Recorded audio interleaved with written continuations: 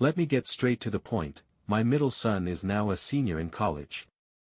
He's generally a good kid, although I'm a bit upset with him right now because he just asked for money for a spring break trip to Hawaii with his friends. That request totally caught me off guard, even though I know he's a good kid and I want him to have fun. Something about the way he asked really bothered me. His stepmother has been having a hard time with her mental health lately, and it would have meant the world to her to have him around. But I guess he's more focused on getting wasted on a beach with his frat buddies. I can't entirely fault him for that. I was just as wild when I was his age, and I see a lot of my younger self in him. In fact, the whole situation got me reminiscing about my own college days and brought back memories of something I hadn't thought about in a very long time, namely, the story I'm about to share. Interestingly, my son is the one who introduced me to this page, so maybe he'll get a kick out of it if it ever gets read. I attended Crestview Business School, class of '85, a school I'm still incredibly proud of for being the most prestigious business school in the world, and I took that reputation very seriously. I had my fun, but I also worked my tail off. Those were different times, and many of my classmates were wild like the characters from The Wolf of Wall Street. I did my best to avoid getting caught up in that lifestyle. During my junior year, though, I did something a bit impulsive. I was dating a Puerto Rican girl named Lucia Rivera, whom I still remember fondly. Sometimes I wonder how different my life might have been if I had pursued a serious relationship with one of my many girlfriends, and Lucia was one of them. Instead of heading home for spring break as I usually did, Lucia convinced me to come back to Puerto Rico to meet her extended family. It was my first time on the island, and I was eager to impress her, so I agreed without hesitation. That being said, I was a nervous wreck. I didn't want to mess anything up, and Lucia often joked about how open Puerto Rican families were, so I knew they already had a lot of opinions about me. It turned out that my anxiety was mostly unfounded, as I got along incredibly well with everyone when I met them, and it seemed they genuinely liked me. Most of the trip was spent meeting her relatives, though we did manage a few outings of our own since, after all, it was spring break. One of those outings was a hike through Elgin, which, fun fact, is the only tropical rainforest in the U.S. National Forest System. Neither of us had a car, so naturally, Lucia's mother drove us and dropped us off at one of the most popular trailheads. The two of us were pretty mischievous, so we took full advantage of not having to worry about driving. The plan was to hike, enjoy the scenery, and sneak in a little rum and some weed.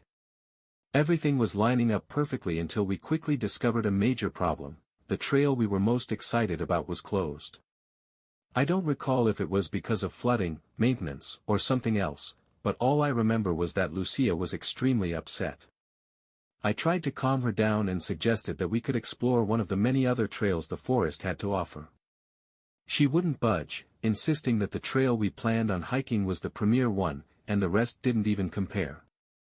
I couldn't understand how one hiking trail could be so astronomically better than the others, but she was adamant, and I had long learned not to argue with her on such matters.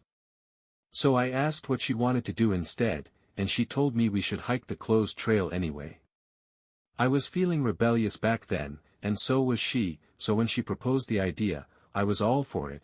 After all, we'd come all this way, and no rule was going to stop us. One look from her was all it took, and we made sure no one was around as we slipped past the barriers and started up the trail, laughing like a couple of fools. At first, it was exactly what we had wanted, so much so that it felt like we had the entire forest to ourselves, which was especially awesome considering how crowded that trail would normally be. Imagine visiting a world-famous natural site and being the only one there. That kind of exclusivity is truly rare. We hiked for a good while, passing small waterfalls and admiring the beauty of the forest, and yes, we were drinking, not to excess but just enough to feel a pleasant buzz. It was really fun, I have to admit, but then, out of nowhere, Lucia screamed and jumped back, nearly knocking me over. That immediately put me on high alert, and although I didn't know what had frightened her, I looked around frantically until I saw it. A little further down the path, there lay what appeared to be a freshly decapitated mongoose. Let me repeat that, it was a mongoose, a big one, and its head was completely missing. I told Lucia to stay where she was and cautiously approached the carcass by myself, hoping it might be a stuffed animal or something harmless. It wasn't, it was real. I inspected it from a safe distance and confirmed what I had feared: its head had been cleanly sliced off. The cut was too precise to be anything but a knife wound, which was downright disturbing. The worst part was that the body hadn't started to smell yet, meaning it probably hadn't been there very long. Lucia was trembling, and I was in shock. I tried to reassure her with a clumsy comment about how crime in a national forest was unlikely, even though I couldn't explain it myself. I put my arm around her and guided her past the body, trying to keep it out of sight.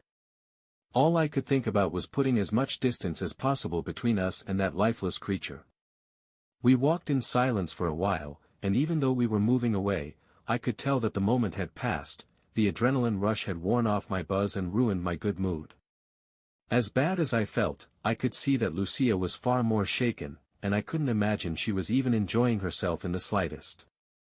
She said she wanted to stick to our original plan of hiking the entire trail to the other side, but it was clear she didn't want to remain in that forest any longer, and I couldn't blame her.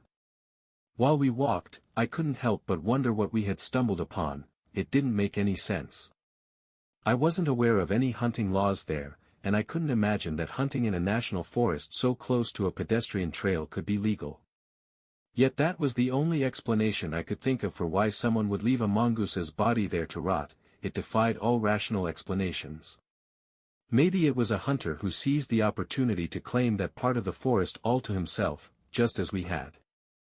I truly didn't know Lucia, and I continued hiking another mile, trying to cheer her up, but nothing seemed to work.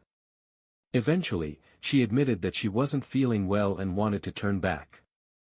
I didn't argue, although I dreaded having to pass that spot again, mostly because I wasn't sure how it would affect her and I just wanted her to feel safe. We retraced our steps, and I could tell we were nearing the area where the mongoose had been. I told Lucia to keep her head down so she wouldn't see it, and she complied. I braced myself as we rounded the final bend, but when the spot came into view, the mongoose was gone. Someone had moved it. My heart began racing, and I instantly scanned the nearby trees, terrified that someone might be hiding among them. I wasn't prepared for what happened next. Instead of a person, I saw something hanging from one of the trees, a mongoose strung up with twine, its paws tied together. There was a sickly green liquid dripping from its body, something I hadn't noticed before, and it was slowly rotating in the wind. I couldn't help but curse out loud when I saw it, which made Lucia open her eyes and let out an absolutely blood-curdling scream of pure terror. Before she could freeze up, I grabbed her wrist and told her to run. We took off, sprinting down the trail and trying not to trip over each other. I let her go ahead and kept glancing over my shoulder, half expecting someone to be chasing us. Then, a deafening scream rang out from somewhere behind us. It was a woman's scream that sounded exactly like someone being attacked. I felt Lucia's body jolt mid-stride, and for a moment, I thought she was going to collapse. She let out a panicked sob and tried to pick up her pace, but she was already out of breath. I kept my grip on her wrist, practically dragging her along as I slowed down just enough to catch my breath, even though my own chest was burning. Eventually, Lucia could barely run, so we had to slow to a brisk walk. I turned completely around and began walking backward, keeping my eyes locked on the trail behind us, bracing myself for a fight. Something had caused that mongoose to be strung up, and something had caused that scream. I was 100% sure that something was coming our way any second. But nothing happened. Finally, the trailhead came into view, and for a brief second, I thought we were safe, until I saw someone standing near the barricades watching us. It was a park ranger with his arms crossed, clearly upset. As soon as we slipped past the barricades, he started yelling at us for breaking the rules and threatened to kick us out and ban us for life. Then he took a good look at Lucia, who was by then sobbing and utterly exhausted. I explained everything to him, leaving no detail out, and he took the matter very seriously. He told us we both had to come with him, so we did. We were taken to a small ranger station near the parking lot where a supervisor waited, and I had to recount the entire story, over and over, until they called the police. Lucia didn't say another word. Eventually, her mother arrived, and we left still shaking. I never heard anything about what the authorities found or whether they even bothered investigating. I'm sure Lucia's family might have gotten word, but we broke up the following summer and lost contact after that, so I really don't know. I haven't thought about this experience in a long time, but it remains as unsettling as it was back then. I think the worst part was that scream, because we never saw anyone else on that trail, and I have no idea whose scream that really was. I'd consider myself a pretty laid-back guy, and I'd say the same about most of my friends. This all happened last year, so I'll dive right in. Spring break was meant to be just me and my friends on a camping trip at a secluded beach in Alabama, no crowds, just stars and the sound of waves. We arrived later than planned, parked in the closest lot, and began walking toward the beach. The place was eerily quiet, no other campers, no fishermen, nothing but endless sand stretching for miles. According to Chloe, who knew the area well, locals sometimes used that part of the beach for overnight fishing, but that night, it was completely empty. It wasn't completely dark yet, though the sun was setting, so we knew we'd have to set up camp quickly. Logan and I started pitching our tents, and since I had driven, I also brought along my dog Max, a Doberman who absolutely loves the sand. We all got a kick out of watching him run and roll around. At one point, Bianca pointed out a car in the distance, mentioning that it had already driven by twice. I saw an old, beat-up SUV slowly rolling past on the narrow access road that ran parallel to the dunes. That access road was little more than a strip of packed sand. On one side was our beach, and on the other, a row of shrubs that hid the main roads from view. The SUV drove by and eventually disappeared down the road. The four of us shrugged it off and went back to setting up our camp, and by the time we finished, we decided to crack a few beers and hang out in a circle. The girls opted to drink seltzer instead of beer, which we teased them about. By that point, it was almost fully dark.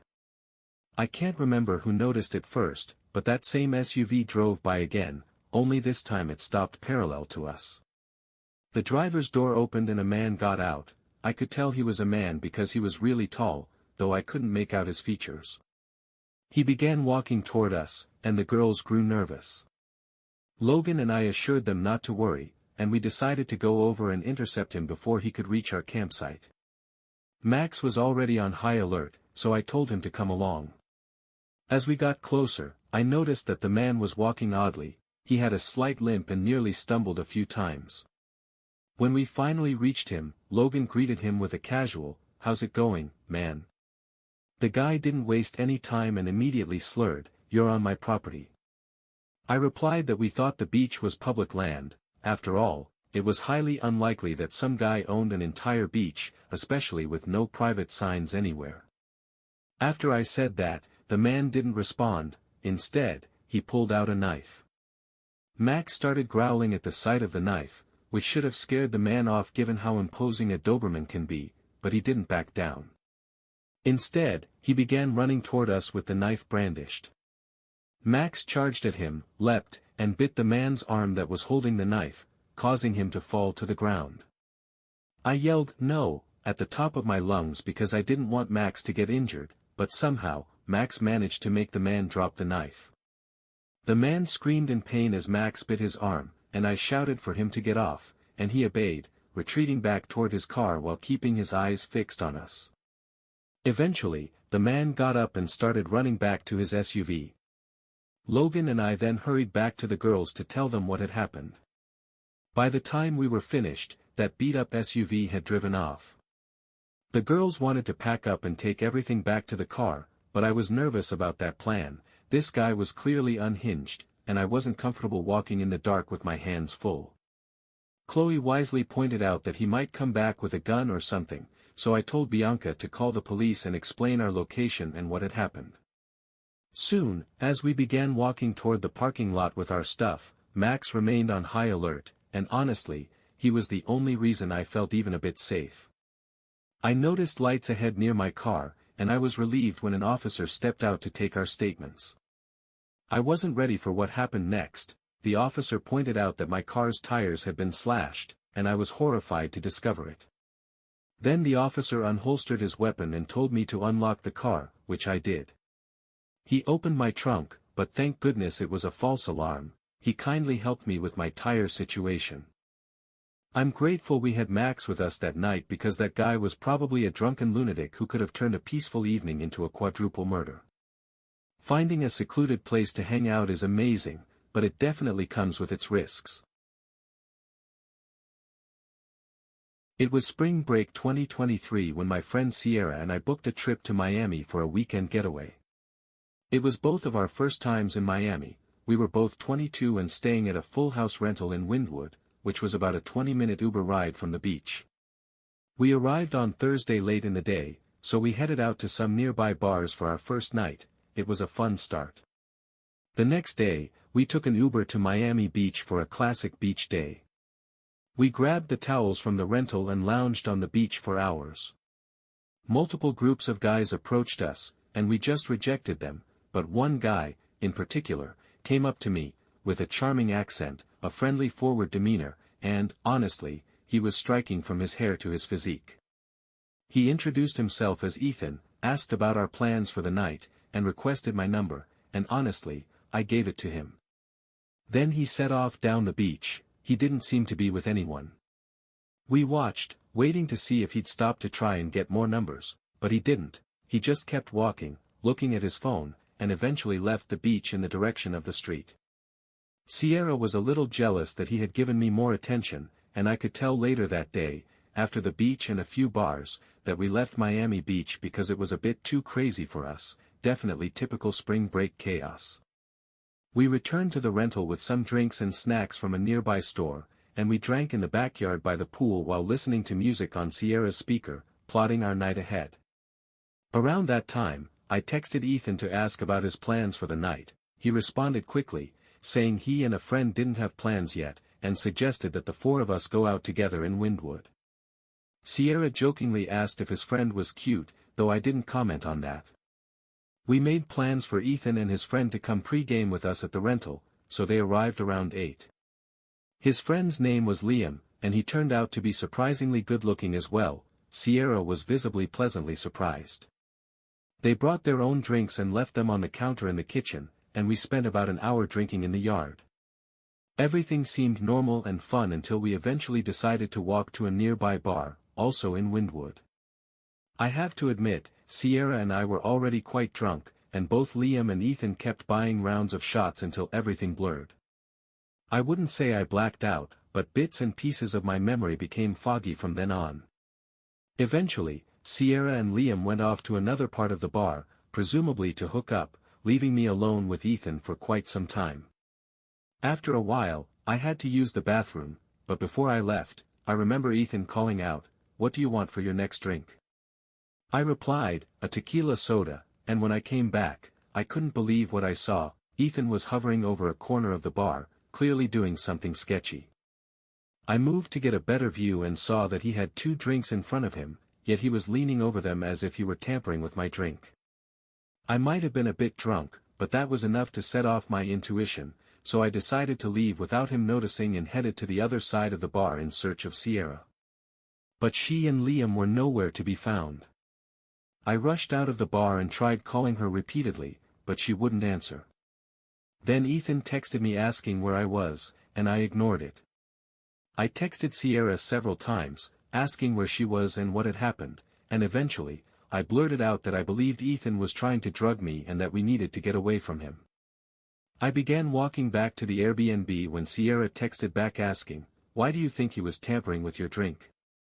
I replied that it was because he was hovering over the drink he had just ordered, doing something odd to it. She texted back, "Maybe he was just on his phone." I tried calling her again, but she still didn't pick up. She then texted that she was still with Liam. I responded that I had already left and suggested she meet me at the Airbnb. She replied, "I'll be back soon." When I got back, I let myself in using the code, and the door automatically locked after about 10 seconds, the same with the back door. I sat there, really drunk and alone, both worried about Sierra and wondering if I was just overthinking the whole situation, that maybe Ethan was simply on his phone. Either way, it was too late now. I was surprised that Ethan never tried to call or text me again. The next thing I remember is the back door's doorknob jiggling, followed by the sound of the coat lock button and then a failed unlocking sound. I got a text from Sierra saying, "Hurry, open the back door, he's coming." I ran to the back door and called out her name, but she didn't answer. I tried calling her phone again, but still no answer. Then I received a text saying, "Hurry, open the door, he's coming," and that's when I really started to panic. I yelled through the door, "Sierra, you're scaring me." There was no peephole or window to see if it was really her, so I begged her to respond, but she never did. I then ran to the front door, where there was a peephole, and looked through it. I actually felt sick at that moment, scared for my life, because I saw what looked like Ethan hiding beside the front door. A million thoughts raced through my mind, like if Sierra was running from Ethan. I was too terrified to open the back door without confirmation that it was Sierra, so I texted her back that I was calling 911 right then. She didn't respond, so I called 911 and explained everything. While I was on the phone, I checked the peephole again. Ethan was gone.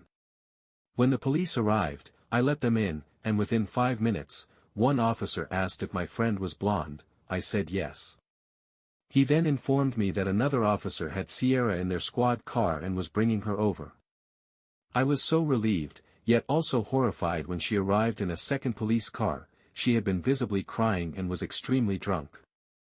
She explained that her phone had been stolen and she'd been wandering the streets for an hour until someone helped her call the police. All the texts I received from her number weren't from her at all, it was that guy she was with, whose real name I later learned was not even his. We also found her phone tossed into the pool in the backyard. They clearly took off the moment I mentioned the police, so we had to file a detailed police report. They said they'd review the surveillance footage from the bar, and we also had to contact the Airbnb host to cancel our stay immediately and find another place. It was a long, nightmarish ordeal, and the rest of our trip was completely ruined.